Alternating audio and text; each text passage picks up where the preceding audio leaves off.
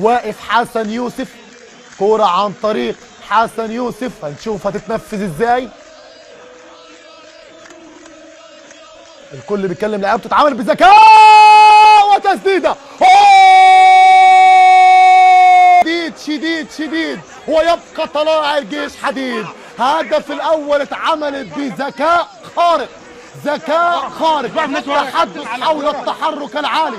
شوف الكل واقف والكل بيتكلم، ما عندناش وقت، وضربوا التسلل، واحمد شديد يضرب بتسديده قويه جدا جدا جدا لتصبح النتيجه 1 طلائع الجيش و0 حرس الحدود. حطها بخبره السنين، والهدف الثالث ليه في الدوري المصري العام. رزق يحطها له، واقصى الشمال تذهب الى اقصى اليمين للاعب احمد شديد قناوي الصغير المكير وفرحه السنين. الكل بيعترض طبعا طبعا طبعا، لازم يعترضوا.